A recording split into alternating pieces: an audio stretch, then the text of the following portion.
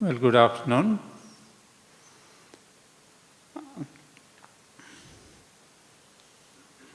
I'm happy to see you all here because in the summer days I didn't know where you would be and how many would be coming to this so-called newcomer session. I don't know if all of you are newcomers, but I know one of the persons is not a newcomer here, Maya. I've known her since decades, actually. So, and maybe the others also, yeah. I know many of you here, or some of you, not many. The thing is, I'm happy that you have chosen to come to Auroville. Now the question is, why did you choose to come to Auroville? In just one sentence, what attracted you, what made you to decide to give it a try for Auroville? Okay, it's not the question of chosen for life. But very thought that, yes, I would like to be in Auroville, I would like to join Auroville. What's the one thing that comes to your mind when you choose to come to Auroville?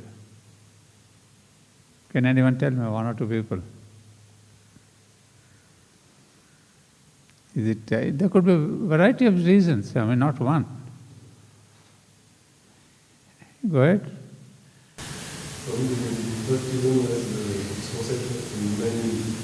Human unity. That's right. Yeah, that's the one major factor. Anyone else? Dissatisfaction with the regular life that doesn't have any spiritual aspiration. Dissatisfaction with the regular life which did not have any spiritual aspiration. That's a fine term. That's true, that gets fulfilled here. One more, let me see. One is the, yes, go ahead. The dream and the wish to be in service. That's better, thank you. Yeah, that's better. You tell once again. Once again, I can get you. The dream and a wish to be in service, particularly to that dream, to have it happen. Lovely. Maya, of course, I know. You want to say something? I remember very well why I came, because I read about Auroville, and that is a divine project. And so in 1998, then I chose to come here, because all the possibilities of what I lived in West Berlin was also offered here in a way. Right.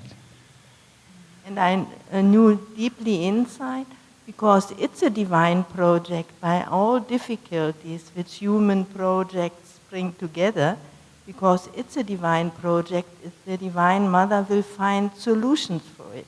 That was my aspiration. Yeah. Yes, you see now, want to say something? Yeah, mother's dream, I kind of, revolutionized my thinking, and I kind of admired it, and I thought, it appeared like a dream that I've had before I got to know about Auroville, that there could be a world of this kind. So when I read about this, I thought it would be a good place to. It matched. Yeah, it matched. Yeah, I think very interesting. As many people, as many ideas and dreams, why you are here. Well, I'm sure some of you might have read what the mother has said. I'm not here to repeat. There are umpteen number of messages from the mother regarding why you should come to Auroville, what is to be expected in Auroville. And I'm sure my other speakers who came before me also must have told you. So I'll not repeat. But I have a couple of things to add on my own. One is, I too was a newcomer long back in 1971. But my passage has been a bit different from yours. Because those days we could go to the mother and ask her or tell her. So, when I went to her, because I was given the choice to join, because I have been an ex-student of the ashram school. So I had a choice to join the ashram or to come to Auroville. And just imagine, Auroville was right in the beginning, in 1968 when the inauguration took place. I was one of the candidates holding the flag of the country. I remember it was Liberia. So after the 68, I was given a chance to go to the mother and speak to her. Because I took some time to choose to be in the ashram as one of the ex-students and then join the ashram sadhaks group and all that. But Auroville had just begun and aspiration huts were just there. They're constructed by then. So a couple of times I came down to aspiration, saw the few people, 71, 70, there were not too many people around. And I saw the place and met a few people, of course. Then when I had the occasion to go to the mother, she asked me, what is my choice?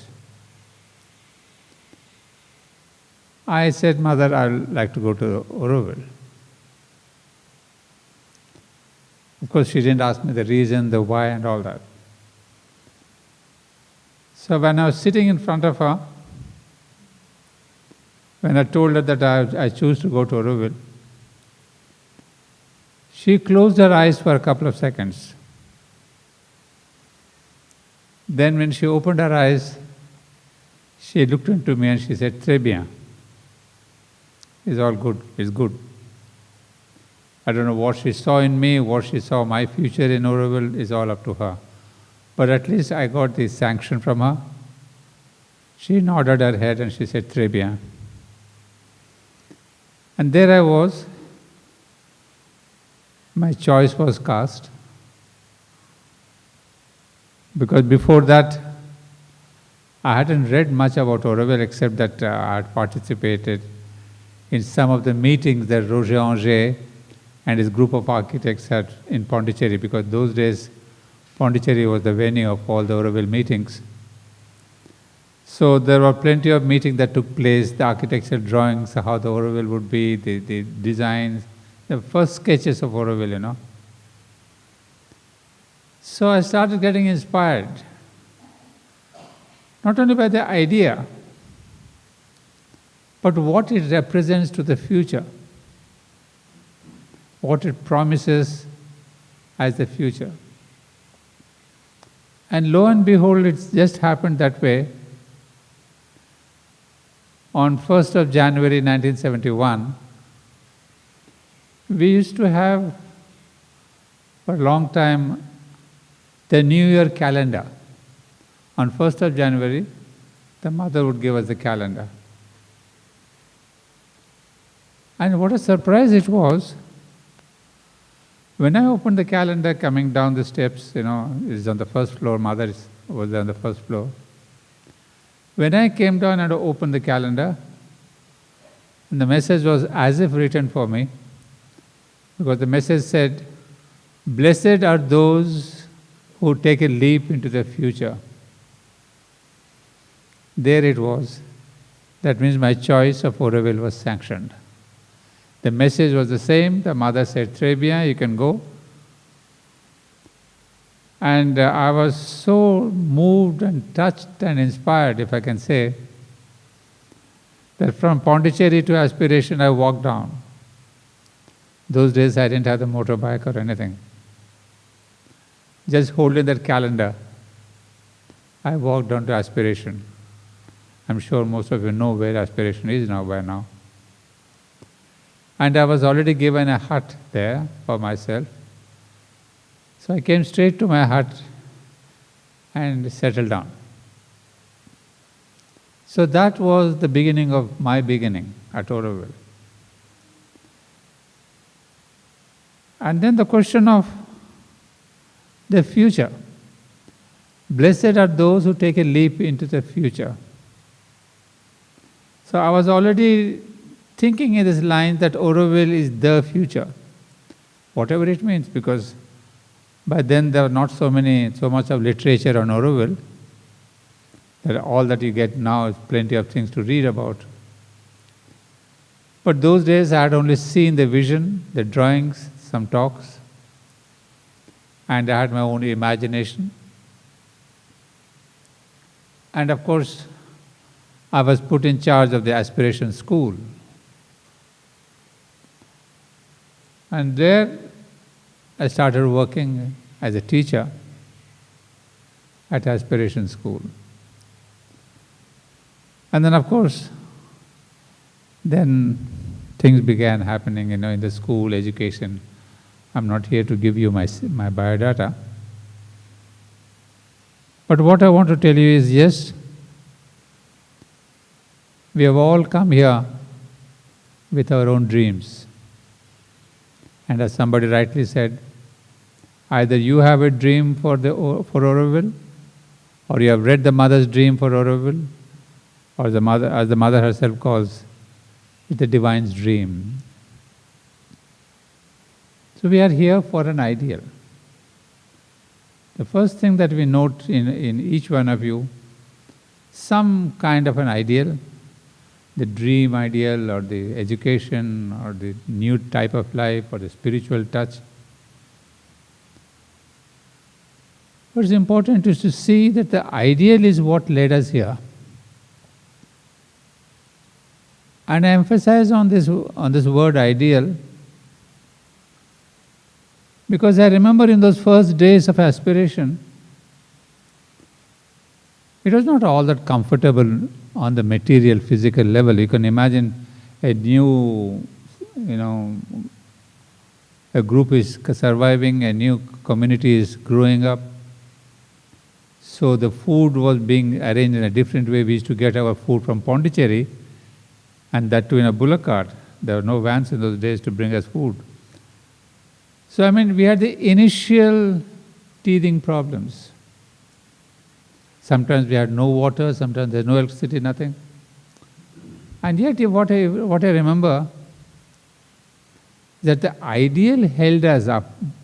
It never depressed us, we were never sorry, we were never sad saying, oh, there isn't sufficient food or there's no electricity, there's no water, nothing.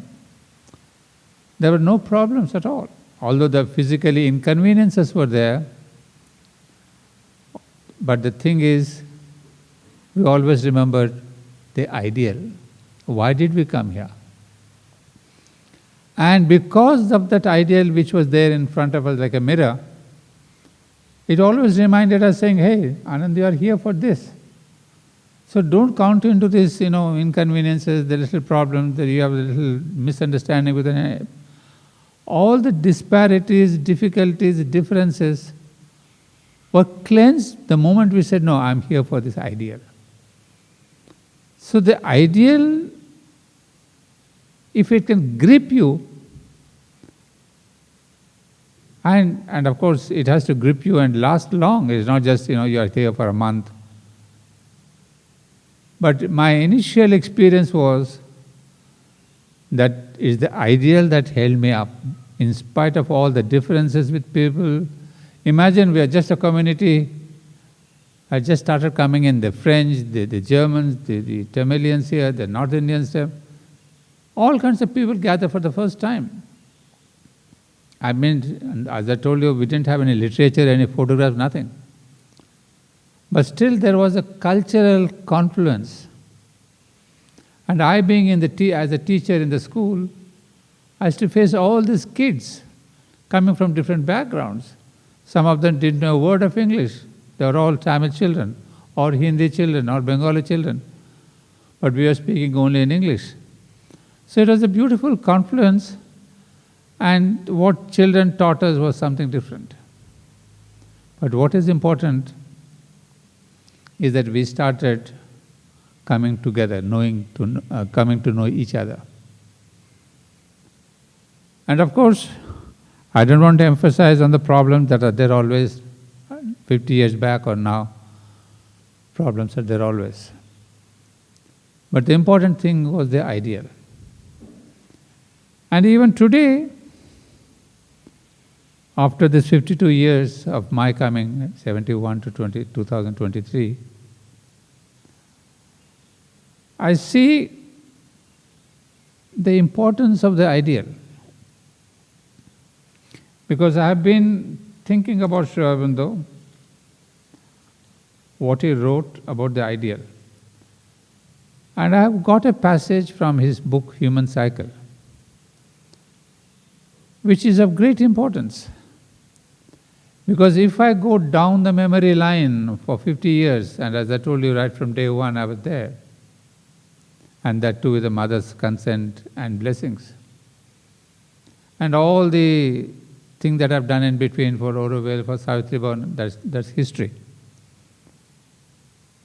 But then the sum and substance of this 50 years has been the question of ideal. What is the standing of an ideal? And Sri Aurobindo here in his book he writes, that it is not enough that this ideal should be actively held as possible, desirable, to be sought and striven after. It is not even enough even that it should come forward as a governing preoccupation of the human mind. That would evidently be a very great step forward. It would be the necessary beginning, the indispensable mental environment for a living renovation of human society. So gradually he's going to tell us that ideals are important, but it is not sufficient to have an ideal. That's what I'm coming to understand. It is not enough that the idea of kingdom of God on earth, a reign of spirituality, freedom and unity, a real and inner equality and harmony, and not merely an outward and mechanical equalization and association, should become definitely an ideal of life. That would evidently be a great step forward, considering what the ideals of mankind now are, an enormous step. It would be the necessary beginning, the indispensable mental environment. So I think now we begin to understand. You see, I've had a long past, so I can understand a few things now. Ideals create only a mental environment. Why? Because as it says further, that is all that mankind has ever attempted on this line in the past. It has never attempted to work out thoroughly even that little. More is needed. A general spiritual awakening and aspiration in mankind is needed, is indeed the large necessity, motive power. But the effective power must be something greater. There must be a dynamic recreating of the individual manhood in the spiritual type. Well, I'm not here to take a class on this, but just to read out one more sentence. For the way that humanity deals with an ideal is to be satisfied with it as an aspiration, which is for the most part left only as an aspiration, accepted as a partial influence. So the defect, or the drawback of an ideal is that it remains on the mental level. It is more or less a kind of a static aspiration. Why is he calling that? It says, accepted only by a partial influence. The ideal is not allowed to mold whole life, but only more or less to color it. It is often used even as a cover and a plea for things that are diametrically opposed to its real spirit. And I can tell you with my experience, yes, most of us are suffering this, that this has become an ideal, even a covering, a plea for diametrically opposite to the spirit. What does it imply? He says institutions are created which are supposed, but too lightly supposed to embody the spirit, and the fact that the ideal is held, the fact that men live under its institutions is treated as sufficient. The holding of an ideal becomes almost an excuse for not living according to the ideal. Very blunt. You see, it's become just an excuse. Where are you living? I am in Auroville. I am an Aurovillian. I am in Sri Aurobindo Ashram. That's the end of your journey. That's the end of your aspiration. It becomes a mental attitude, a mental covering, and then he would say, the holding of an ideal becomes almost an excuse for living according to the ideal. The existence of its institutions is sufficient to abrogate the need of insisting on the spirit that made the institutions. But spirituality is in its very nature a thing subjective and not mechanical. It is nothing if it is not lived inwardly, and if the outward life does not flow out of this inward living. So the whole problem is this mental attitude, if it does not go down into your living, into your lifestyle, and impact your life, then it says no big ideal can ever succeed. And further, they would add a line, a spiritual idea is a power, but only when it is both inwardly and outwardly creative. Then once again he would say, the collective soul is there only as a great half-subconscious source of the individual existence.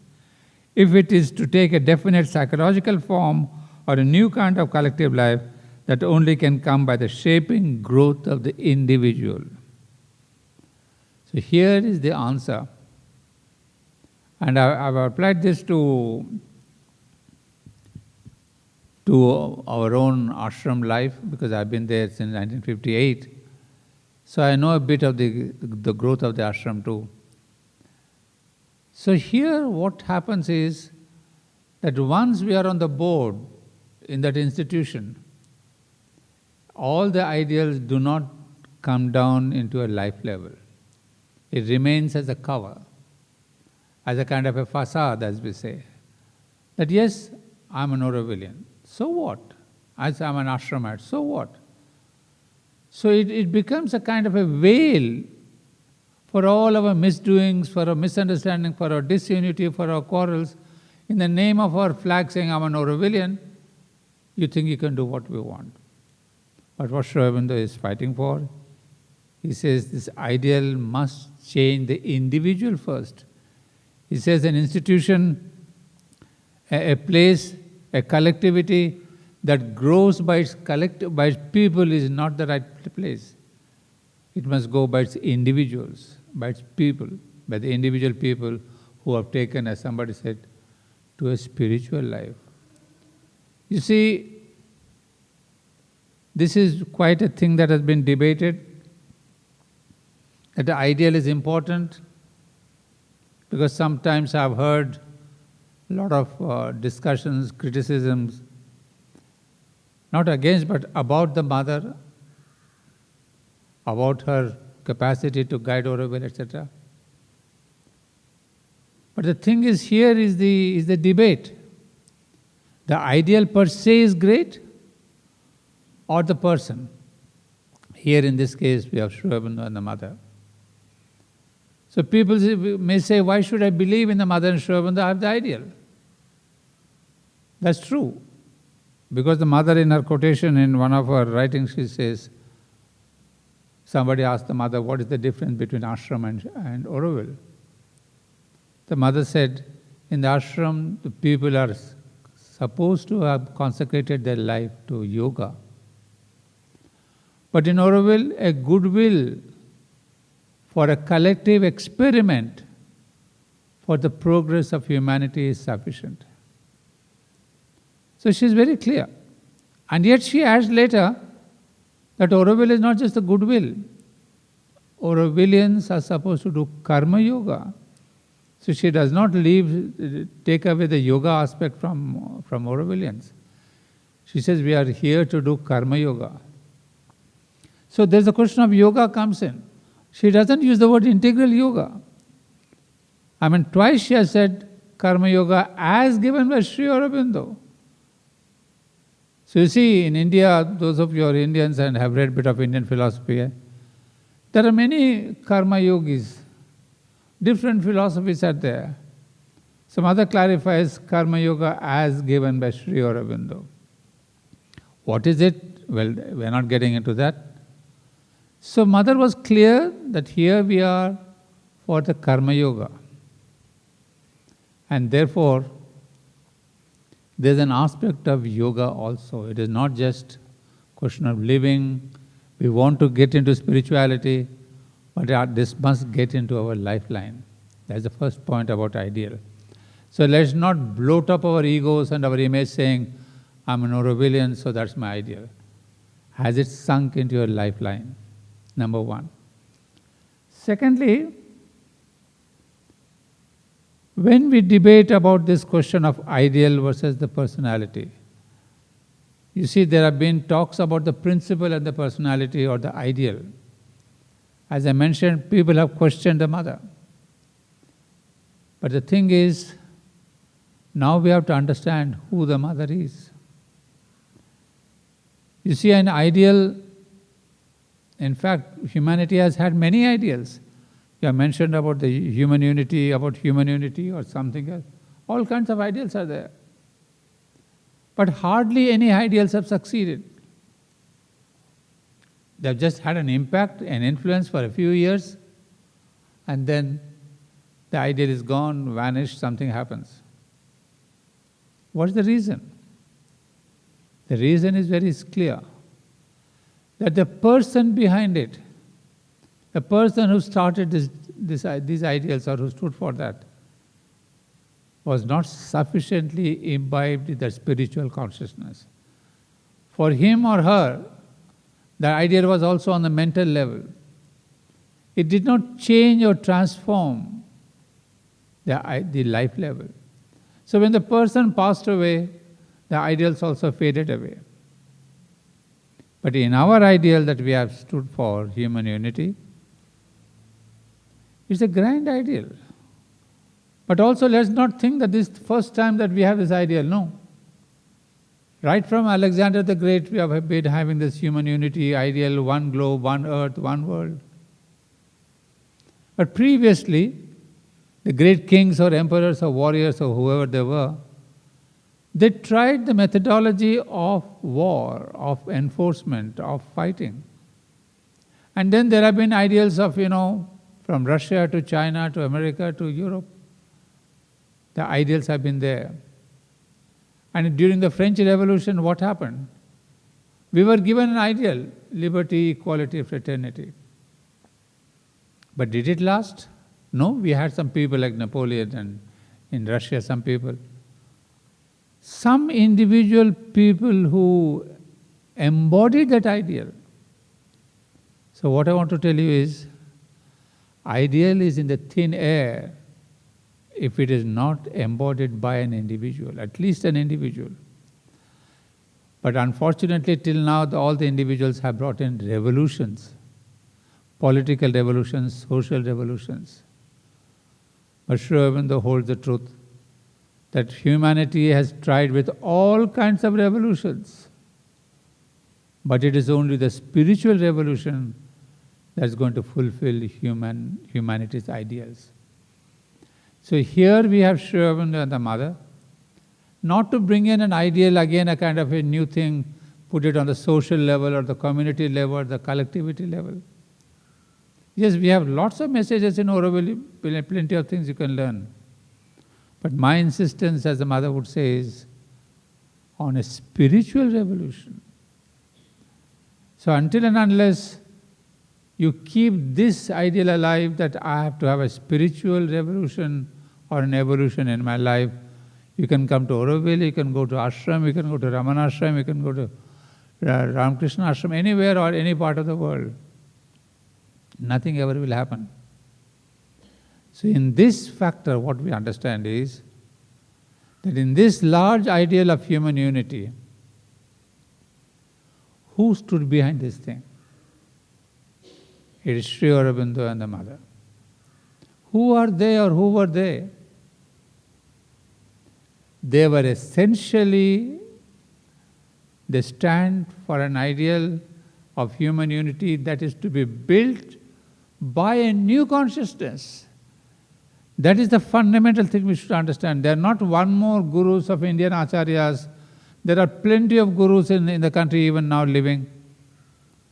But Sri Aurobindo and the mother have imbibed, brought in a consciousness which they have called a supramental consciousness. And a consciousness that alone can bring about human unity. Please remember this. You are gone, you read all of them, all their writings,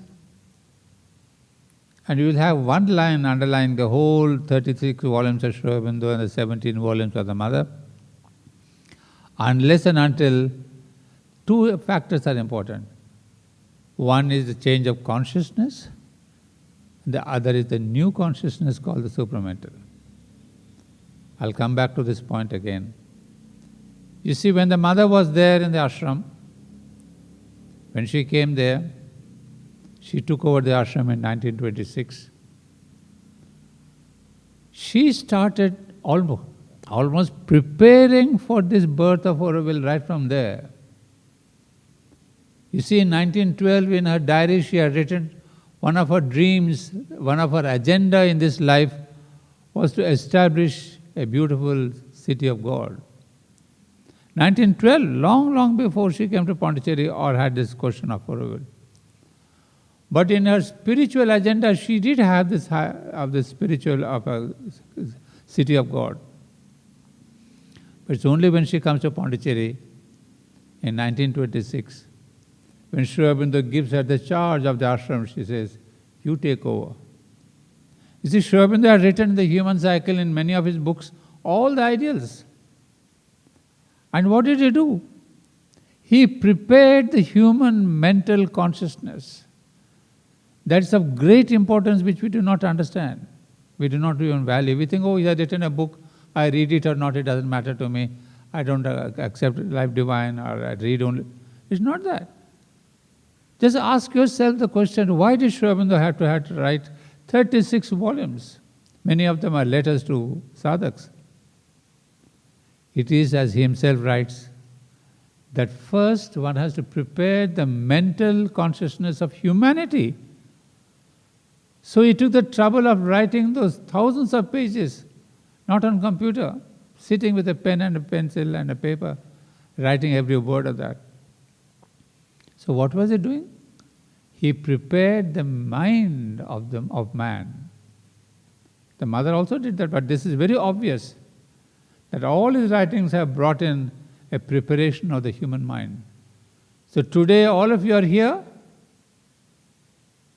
think in these lines, because somebody long back, 110 years back in 1915, started writing books which have given us the mental consciousness. You may be aware or not, it doesn't matter. But he has prepared this sweep of mental consciousness. So those who are aware and open have caught it or catching it. So all that you have dreamt, all that you think of, it is there in the subtle atmosphere of the mental consciousness prepared by Sri Aurobindo. But once Sri Aurobindo prepared this mental consciousness, it is the mother who manifests those ideals from the mental level to the physical life level. And she did that work. When she came to the ashram first, she started with individuals. She prepared these individuals in the sadhana and elevated their consciousness. She was there to pull you up. But there's a condition. She will not pull you up without your consent. When you want to be pulled up, What is it we do? We give our hand up. When you stretch your hand, somebody can pull you up. This is called sadhana. You have to lift your hand up and say, "Oh, Divine Master, pull me up. Take me up into higher consciousness." And Sri Aurobindo clearly wrote, it's the mother who will help all the sadhaks, the aspirants, the yogis, everybody who want to raise themselves up. She is the one to do that. So she is the spiritual consciousness who prepared herself even before she came to Pondicherry. She has had the same experience of the supermind even in 1914 when the first time met Sri Aurobindo. So mother was not just some sadhak, spiritually as much achieved as Sri Aurobindo. So with that new consciousness already in her, she started helping the individuals in the ashram and later on outside. After some of these individuals were prepared, who had made the ground level ready, then she went to prepare the community of the ashram. See the gradual growth. We think, oh, mothers was there from 1914 to 19... It's not just there. Nothing of her is just coincidental or accidental. It's all a kind of a divine plan. So therein fits your Auroville plan also. I'll come to that. Individual, ashram community, and then for the community, you see, she had to give work. So she started giving different departments, started different departments. From a haircutting department to shoemaking department to a laundry to a bakery to a dining room, all kinds of things. Because her ideal was, I will give all the facilities where the individual can come and choose for himself or herself the work that suits him or her. Not her talents, please remember, or his talents, but that work which will help him or her to grow in consciousness. She did not bother, you are a PhD in philosophy or a PhD in scientist. She says, no, those are external things. What is it that really helps you to grow? There are plenty of stories which I don't want to get into. But that is how she prepared the community, giving them different works. She hardly gave, she had to, some of them she selected. She prepared the ashram community. And when the time came in the 1960s, she prepared communities across India. And that is the function of Sri Aurobindo Society. You may have heard much about that. But Mother created Sri Aurobindo Society in order to prepare new communities across the world, across India at least. In the world also there are there, but India she concentrated. And then remember, Sri Aurobindo had already spoken of Deva Sanghas, the divine communities, even when he was there before 1950s. He wanted to have Gnostic societies, Deva Sanghas. So the seed idea of Auroville was already there in Sri Aurobindo's mind. It's not something new that we started in 1968. The seed idea of Deva Sangha was there. And the mother slowly, from the individual to ashram community to the society at large, where Sri Aurobindo Society played an immense role. And then the next step was obviously something on the international level. She had gone from the local, Pondicherry, to communities in India. Then she said, let me grow global. That was the time when Auroville came into picture. So it's not just perchance, although she had dreamt of Auroville long back. In fact, in the 1960s when she was passing by this Auroville road, she had even mentioned to the person who was driving the car that this is the place where Auroville will come. She knew exactly where Auroville will come. Geographically, it has a vibration. And yet, she prepared human consciousness. Sri Aurobindo prepared the mental consciousness, and she prepared the consciousness of the individual, the community, the society, across the world, across India especially. Then, when she saw sufficient receptivity, that she opened the experiment of Auroville. And one thing that I must be careful, the Rishi Sri Aurobindo had dreamt of the Deva Sanghas, the divine communities, or what would be in the future the Gnostic communities he speaks of in the Life Divine.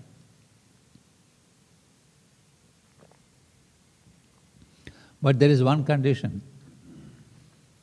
You cannot build a Deva Sangha or a Gnostic society before the coming of Supermind. The supramental consciousness is mandatory to build a Gnostic society. So when Sri Aurobindo wrote, the Supermind had not yet come. Had come down upon earth. It had come into him maybe, but not upon earth. So it's only in 1956 that when the Supermind descended, that the earth had received it with some resistance in the beginning, and yet it accepted it. Then the mothers took the next step of creating Auroville. That's why she even called Auroville the cradle of the future new society. So we see that all these things are planned. There has been a beautiful evolution of the mother's work. So Auroville is not that kind of a thing that really came down from nowhere.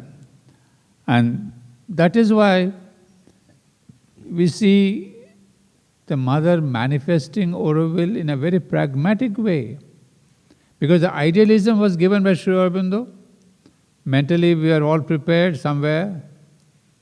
But her work is and has been always manifestation upon earth in matter. She is not an idealist. She is a practical manifesting personality. So when she said, I will start Auroville, it is not her will. It is not her dream. It's the divine's dream. Means it already pre-exists. That is one of the dreams, one of the things that in a conversation when she said, I was with Sri Aurobindo this night and I took him around to show this Auroville. Where is this dining room? What are the different foods given in the dining room? Where is the school? Where is this? And that is amazing to see that mother showed Sri Aurobindo whole of Auroville in those times, early 70s. So it's a kind of, you are getting the view of a drone consciousness, flying over Auroville and mother showing all the things that were already, that have been, that are established. So sometimes I wonder, mother even saw the sports field, the Olympic field and all that. And even she said, we'll have 2,000 residents on Auroville. Is it just a question of a daydreaming? Is it that she was impractical? That she saw all these things and we don't have anything of that today? We have hardly 3,000 people living in Auroville. We want to have 20,000 people or 50,000 people. Where is the gap? Why this delay? When somebody had shown this Auroville in 1960s, and that to the mother showing to Auroville all the smallest details of the kitchen, of your food, of your variety of food. So there's definitely a gap between that manifestation and what we are today, 60 years hence. What's happened? And then, you see, we should not think that the mother has kind of foreseen romantically things for Auroville. No. She has established certain things which have become the practice of the day. For example, your body, money. When she said there should be no money circulation in Auroville. Today, the whole world does not have money. We have only all our digital payments. And she had even said after 100 years, this money, the notes and all this will go. But before 100 years itself, it has happened. She had even fought in those days for women's liberation when the ashram had started. But today the whole world has understood what women's liberation is. So she has brought down new consciousness, new possibilities, and which she has already seen pre-existing. So friends, the thing is,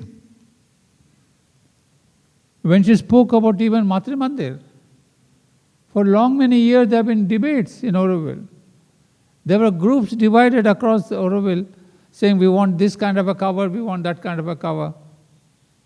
debating mother could have done this. Mother is not a mental architect. She is not an expert management person.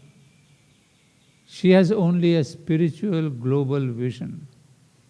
And a spiritual vision has what we say in Sanskrit, Trikala Drishti. Trikala Drishti is that vision of the past, vision of the present, vision of the future. So what she has seen about Auroville has these three dimensions of Auroville, the past, present and the future. So we in our great intellect and mentally arrogance, if I can say, that I am an architect, I am an engineer, I am an electrician, I am a scientist, we think of putting in our mind.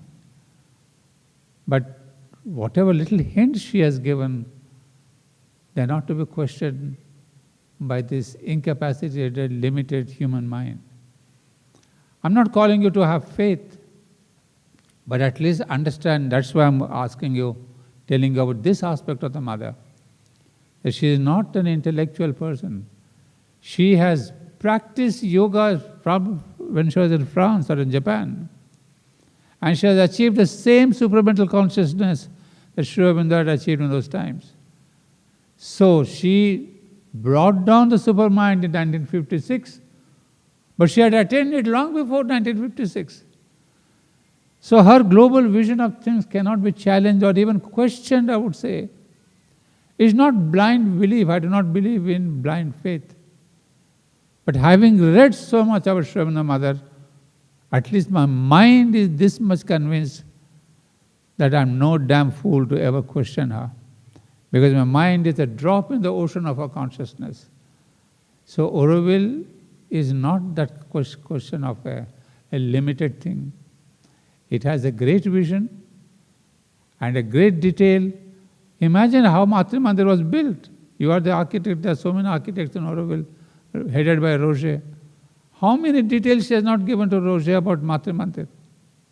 It's incredible if you really think as an architect, what has been her consciousness to build Matri Mandir? Why did she build Matri Mandir? She says it is the soul of Auroville and it's the soul of humanity. The faster it comes, the better for Auroville. Now that the soul has manifested itself, now the body of Auroville is being built.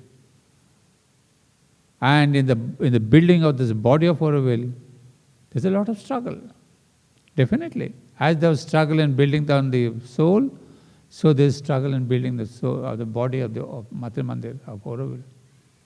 So we are bound to have problems, divisions, different views. But let us be conscious of this one ideal, human unity, spirituality, or whatever. But please remember that the mother, she has two aspects I have seen through my life. One aspect is the mother is divinely human and humanly divine. Divinely human is what all she has done for you and me and for the earth. But then there is humanly divine aspect. And for that, I'll read out a small passage from Sri Aurobindo and the mother. Because if you forget this aspect of the mother, we can never be here in Auroville in a united manner or even in a happy manner.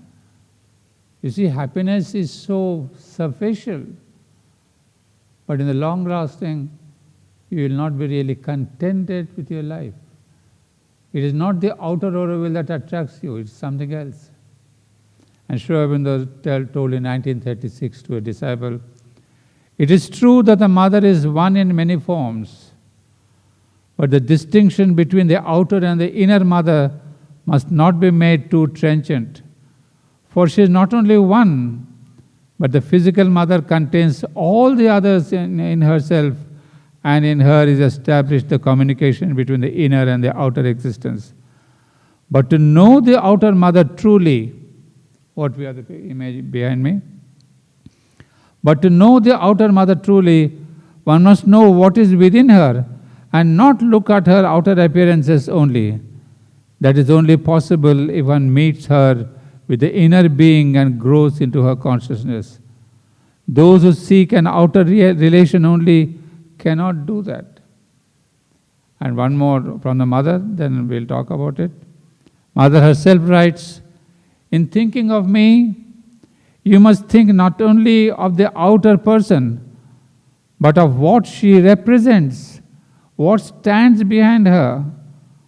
For you must never forget that the outer person is only the form and symbol of an eternal reality. And through the physical appearance, it is to this higher reality that you must turn.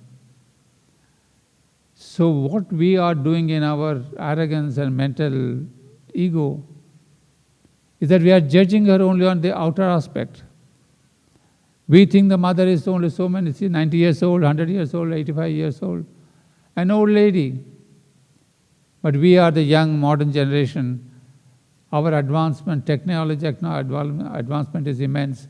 We have better ideas, greater ideas than people had in 60s. But as I said, let us not judge her by her outer appearance. She says it very clearly, you must never forget that the outer person is only the form and symbol of an eternal reality, and through the physical appearance, it is to this higher reality that you must turn. So this humanly divine, if you do not try to contact, as Sri Aurobindo says, you must contact the inner mother. Then there is this universal mother, there is the divine mother. Otherwise, just to call her divine mother, seeing her photo is not sufficient. So you're all newcomers. We're not asking you to be faithful to the mother. It is not a place of changing your religion, changing your faith. It is a thing where you have to be convinced yourself. You see, as the mother puts it very clearly, here is a place of goodwill and some collective experiment for humanity. Although she later on says it's karma yoga that is important. But for ashram, it is important to be a disciple of Sri Aurobindo and the mother. Here is not so. The path is karma yoga. But yet, in this place, Auroville, last 50 years we have been here, there has been an immense growth in consciousness towards the mother. Those early people who have come and seen the working of Auroville have slowly grown into the mother's consciousness. Because they must have felt that inner mother. And that inner mother or the outer mother, who she is, well, I'm not trying to advertise, but to tell you the truth. I've written this book, Musings on the Mother. And in fact, this book is from Sri Aurobindo's book, small booklet called The Mother. And there's a chapter 6, which describes the inner mother. What the mother said here, that chapter 6 is nothing but the inner and the universal mother. What the mother that is there behind this outer appearance. And of course, I've been happy to tell you that all these talks I gave here at Savitri Bhavan to a few Aurovillians here and guests and visitors. So it is important for us to know, to connect, to go deep within and see the inner Auroville. Outer manifestation is important, no doubt about it. But as Sri Aurobindo himself says, you must flow out from inner to outer. Otherwise, if you make some kind of a group consciousness, it's all mental, it's all vital, it's all emotional.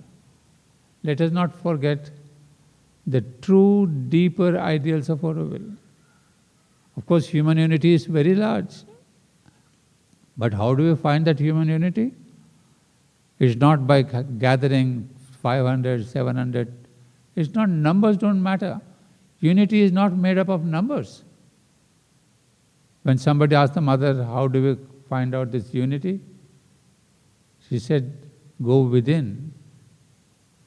The real unity is there, not in these numerical figures of 3,565 people. Even if all of you come to Matra Mandir and say, we are Aurovillians, that's not unity, that's not human unity. You maybe think 40 countries may be together, but that's not unity.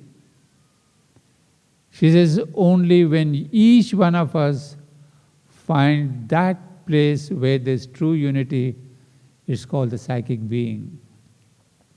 Or in India we call it Atman, we call it the soul. Very blunt, she says, until and unless you find your soul, your psychic being, do not talk of unity. All other unity is mental, vital, physical, whatever you want to call. So again, this question of yoga comes in.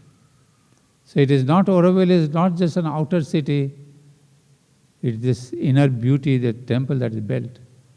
And Savitri, you have that wonderful line, built is the golden tower, the flame child born. Built is that golden tower, flame child born. Flame child is nothing but a psychic being. You have the golden tower, the Bhavan is being built. But it's high time that this unity is obtained within each one of us. All of us, those who go into that inner being, alone can speak of unity, and not this physical bodies numerically counted. That's why she took classes in the ashram for many of those pioneers of Auroville. She explained to them where to find unity, how to go about it.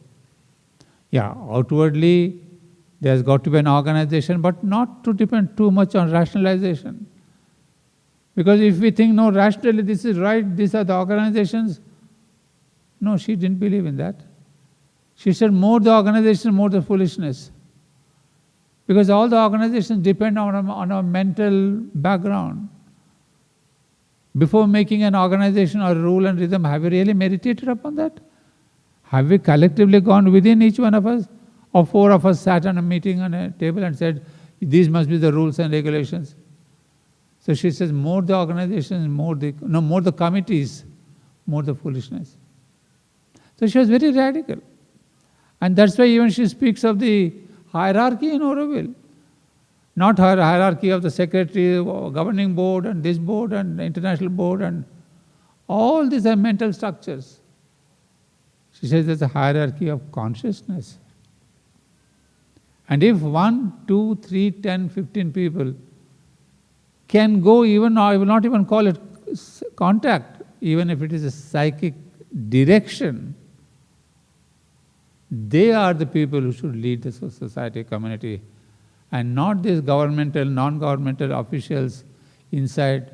All that is, that will pass. In fact, they may create more complications. So friends, you are coming here. Well, I'm sharing with you not just an ideal, not just my thoughts, but I've also been here from 1971. So I've seen a whole passage of growth of Auroville, to growth of ashram. I've been 17 years with the mother. So I have in front of me a panorama of the evolution of these institutions. So I thought, when Helmut told me that can you talk to them, some newcomers. In fact, he gave the title Musings on the Mother from this book only because I have this book released last year sometime. So, friends, Sri Aurobindo and the Mother, I have invited you for a great adventure. And Mother always invited, telling people, I invite you for an adventure of consciousness. Not an adventure of buildings, of manufacturing, of factories, of the adventure of consciousness. Then she says, will you come? So come to Auroville as an adventure of consciousness. And an adventure of consciousness is not mental. There must be a call from within you. Yes, I want to participate in this conglomeration of spiritual and material perfection that is Auroville. It's not just the outer perfection, but there is all based on a spiritual consciousness. So friends, Auroville invites you for the great adventure. Thank you so much.